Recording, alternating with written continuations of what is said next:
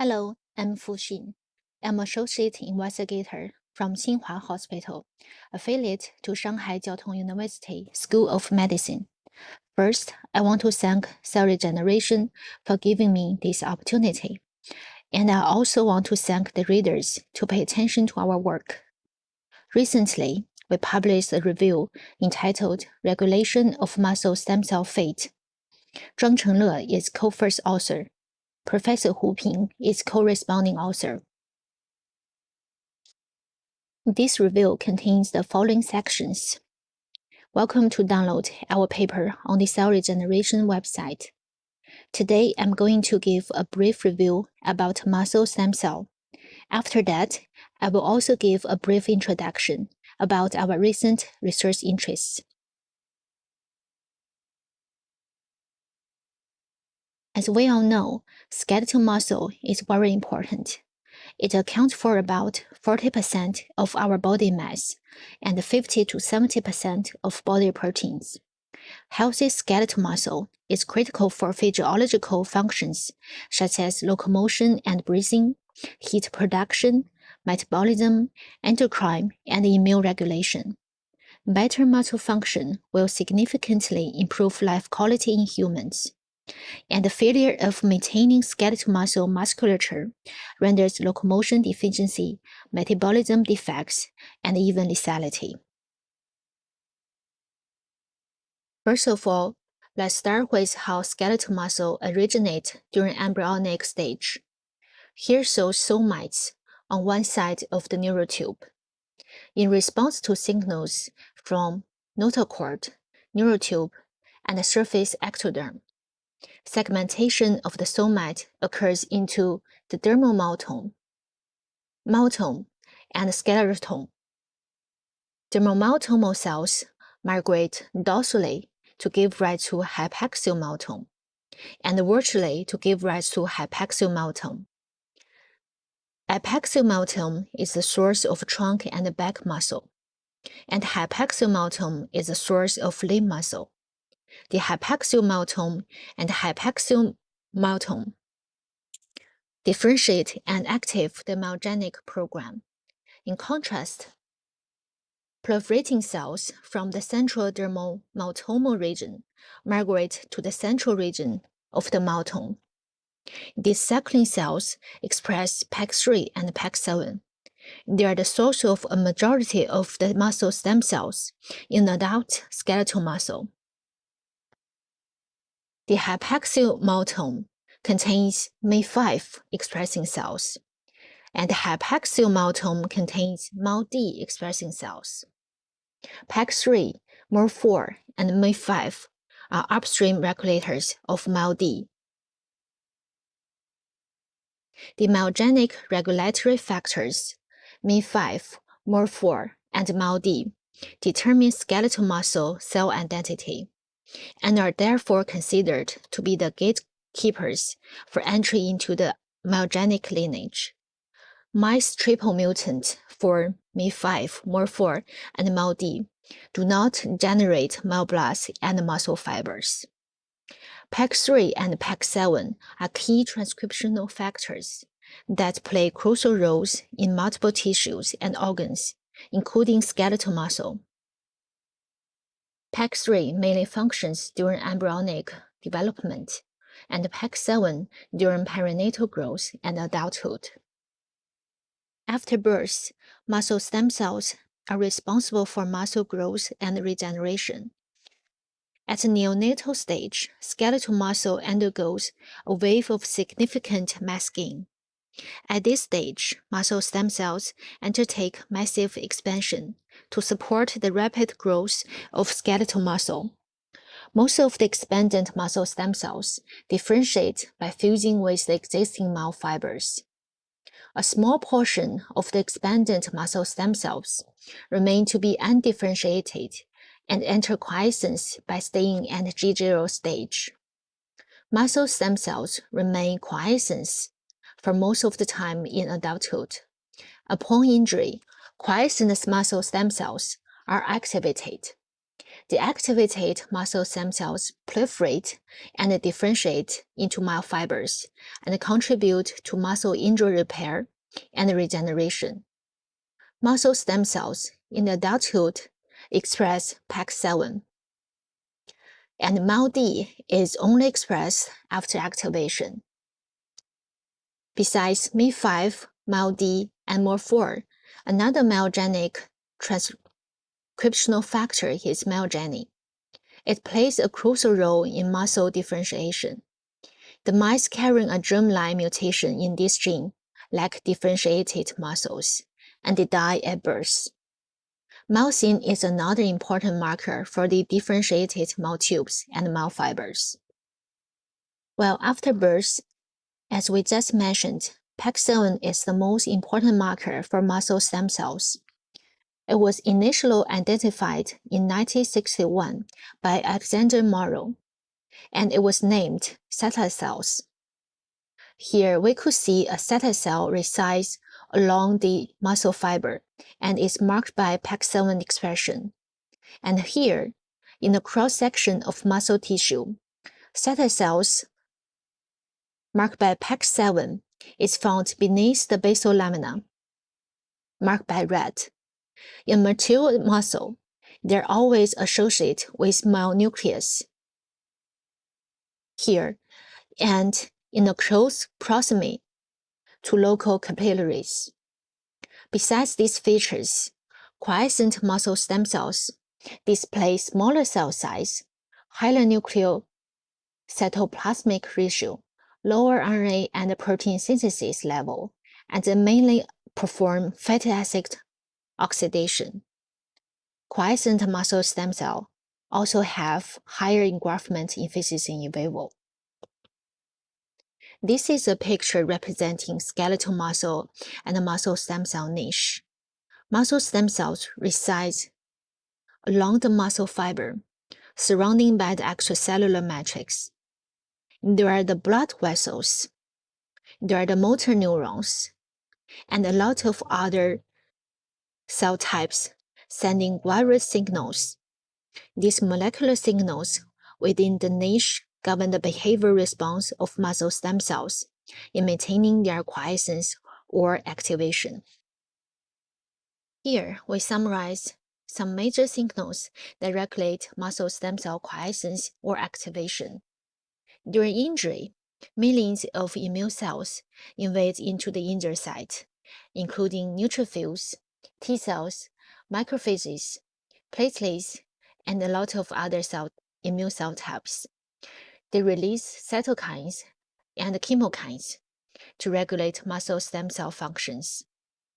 During injury, blood vessel breaks and releases a lot of growth factors such as VEGF, HDGF, HGF. These molecules will regulate muscle stem cell activation and other functions. The molecules in extracellular matrix, like lamina, collagen, cytokine, MMP, could remain muscle stem cell quiescence, and they are returning back to the niche after the regeneration is complete. Also, muscle stem cell itself could release autocrine factors for self-renewal. During this process, various signal pathways are involved. These signals are transduced into nucleus, affect epigenetic regulation, expression of the microRNA and long non-coding RNA in their processing, and expression of the key transcriptional factors, and finally affects the stem cell fate. After activation, there are two ways for muscle stem cell to divide: symmetric and asymmetric division. Asymmetric division of stem cells generate self-renewing and committed daughter cells, and symmetric division generate two self-renewing cells that are PAX7 positive and MI5 negative, or two commitment daughter cells that are PAX7 positive and MI5 positive. In adult muscle, symmetric division, where the mitotic spindle is oriented parallel to the myofiber axis, generates two identical ductal cells, and they both contact the basal lamina and the plasmalemma. They're either stem or committed progeny cells. Asymmetric division, where the mitotic spindle is oriented perpendicular to the myofibers axis, generate one self-renewing cell that is PAX7 positive, Mi5 negative, that is remain in contact with the basal lamina, and one committed cells that is PAX7 positive, Mi5 positive, that is adjacent to the plasmalemma but has lost contact with the basal lamina. There are several factors that have been demonstrated to control cell polarity and participate in the regulation of asymmetric satellite cell division. PAR complex is a well-studied set of molecules that is able to regulate cell polarity. It is required for the asymmetric initiation of myogenic differentiation. This is accomplished by selectively activating of p38 MAPK pathway to directly regulate MAO-D transcription. Another member of cell polarity complex, script, is upregulated during muscle stem cell activation and asymmetrically distributed to progenitor-like cells. Dystrophin is a protein essential for myofiber membrane stability. Dystrophin also cooperates with PAR proteins to regulate cell polarity during asymmetric division. In the absence of dystrophin, expression of PARC2 is downregulated, resulting in the inability to localize PAR3 to the progenitor cell. The absence of dystrophin impairs the generation of progenitors required for muscle repair. Because of this, the role of dystrophin in DMD is more complicated.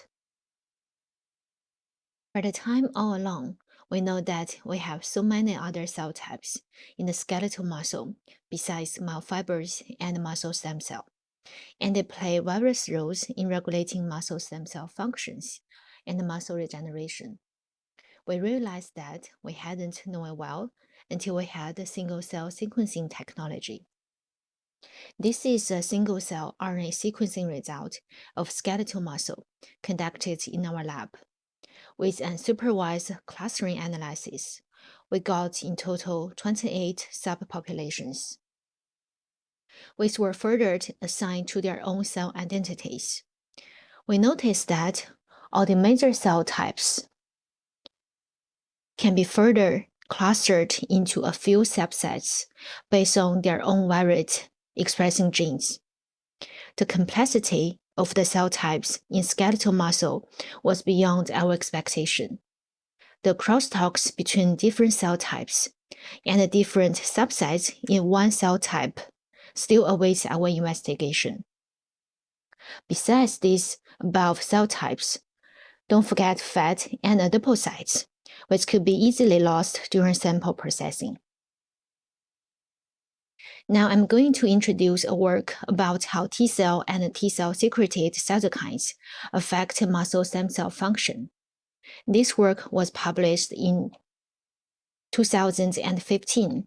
It's a cover story from Cell Research. We found that T-cell constitutes muscle stem cell microenvironment. In the immune-deficient mice with T and B cell depletion, muscle regeneration was severely impaired.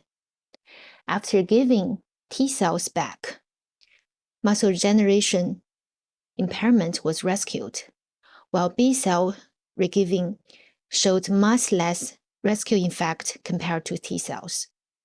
Later, we used T cell to generate a T cell medium. This T cell medium could significantly promote muscle stem cell proliferation. Four effective components were identified in T cell medium, and This first cytokine medium showed better effects in promoting muscle stem cell proliferation. We were pretty excited about this discovery, and it was mainly because that at that time we thought muscle stem cells couldn't be expanded in vitro. It was reported in a Science paper in 2005. Culture in vitro engraftment efficiency was significantly impaired. 10 times more cells were needed to compensate this impairment. Our own work also showed this phenomenon. When cultured in F10 conventional medium, muscle stem cells lost stemness rapidly. They didn't proliferate well and differentiate really quickly. In vitro cell transplantation experiment showed a significantly decrease of engraftment after culture and expansion, and myoblasts didn't graft at all.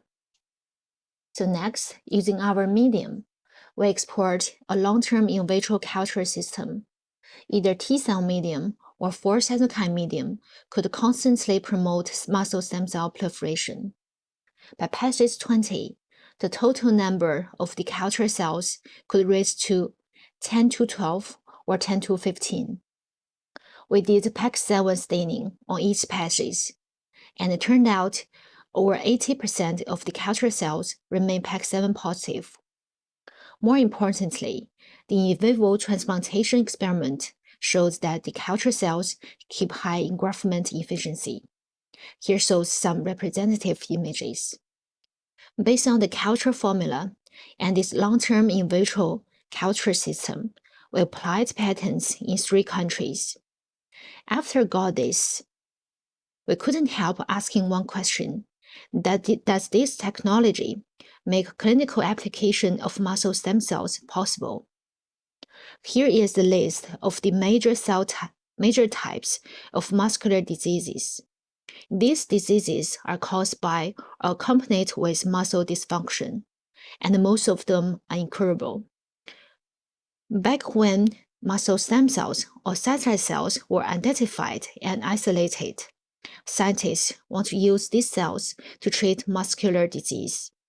However, with the limitation of getting enough cells to inject, the application of muscle stem cells is haunted.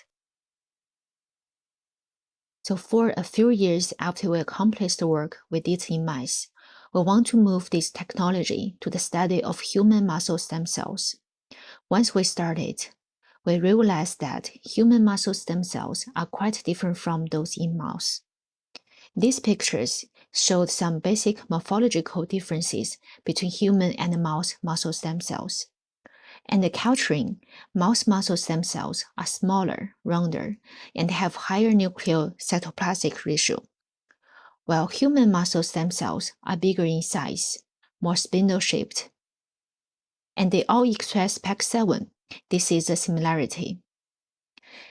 After induced differentiation, they look very different.